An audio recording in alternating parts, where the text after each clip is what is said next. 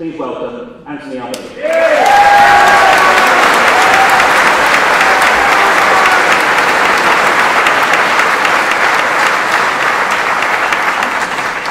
Thanks very much, and it's great to be here. I begin by acknowledging the traditional owners of the country and pay my respect to their elders past and present. I also congratulate WestConnex Action Group on organising tonight's event, a local community-based organisation embedded in the community, representing the community. Can I say that, make a few points in the limited time that I have? One is that I have had the great privilege of being the Infrastructure Minister of Australia. And what we did was we established Infrastructure Australia. As Wendy said in her contribution, the way that decisions are made are absolutely critical, and indeed they are. They should be evidence-based.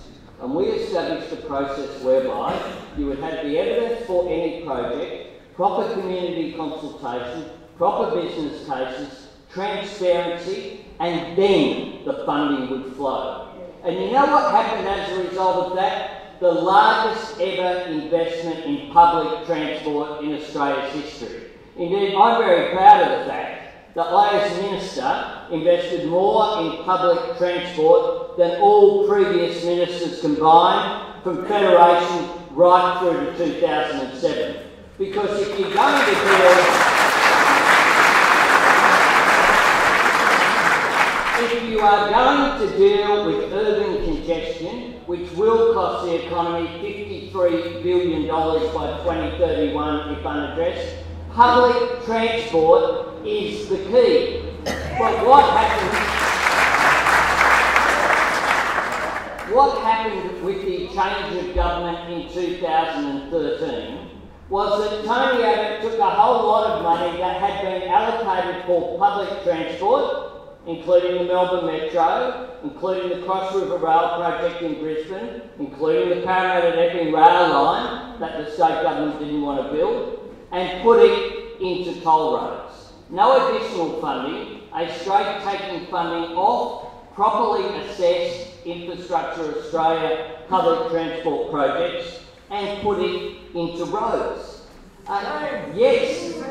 Yes, I supported funding Infrastructure New South Wales, to do proper planning in New South Wales.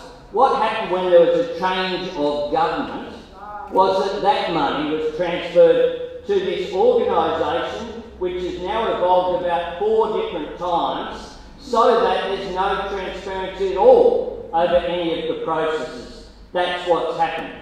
I have made representations consistently. In 2014, when the St Peters interchange was announced on Melbourne Cup Day, the morning of Melbourne Cup, I mean, you know they're trying to hide something when you announce something on Christmas Day or Melbourne Cup. And guess what? It was on the same day as it was every year, the first Tuesday of November. But on the morning they announced it, I wrote to the WestConnex then chairman, Tony Shepherd, who's since failed, and said, from what has been published, the proposal to widen the M5 and dump traffic at St Peters interchange is absurd. The notion that delivering additional traffic to King Street, Newtown and parallel congested back routes represents proper planning is beyond belief. And I did that as well as in the very week that the funding was announced. In the budget in May, I wrote an op-ed that described this project as a road to a traffic jam. And indeed it is. I've sat down with the WestConnex people, as you would expect, in terms of making representations about Ashfield Park, about a range of issues on behalf of residents, and organising meetings with residents, with the Newtown Chamber of Commerce and others who've asked for that to occur. And it's very clear that they have no idea what will happen when cars exit the off-ramps of this project. No idea at all. That's why I've raised it some 30 times in the Parliament. That's why I wrote to the Auditor-General in January requesting the national audit as a member of the Federal Parliamentary Public Accounts and Audit Committee, and in his letter he refers to my meeting with him on the 4th of February of 2016. That doesn't do it by itself, it requires a community. But it also needs someone who understands the way that the Parliament works, who understands what the way that the system works, and can properly represent the interests of the community in getting outcomes, in making a difference. Not just having a protest, but making a difference. And you need both. You need people's movements, but you also need to be able to make a real difference. The fact is this: as the Minister, there is not $1 contributed by the former federal Labor government for construction on WestConnex, and if we're elected on July 2, I'll be the Infrastructure and Transport Minister if I'm in the Parliament. And if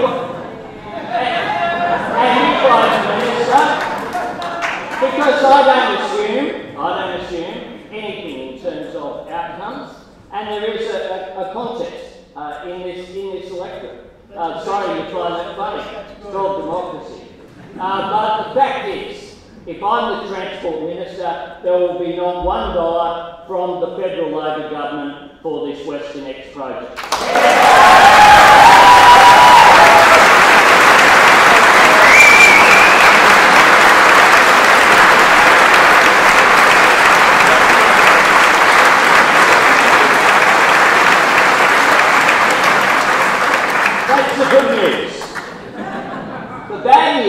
$1.2 billion of the $1.5 billion has already been forwarded. Yeah. There is only $300 million.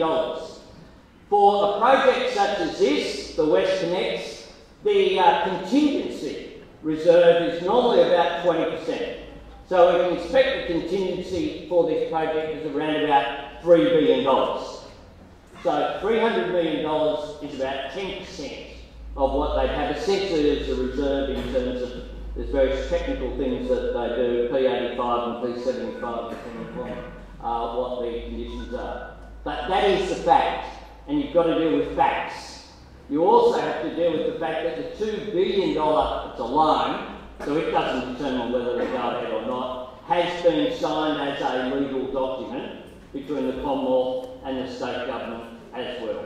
That has happened, and it happened more than a year ago, that has been put in a fund.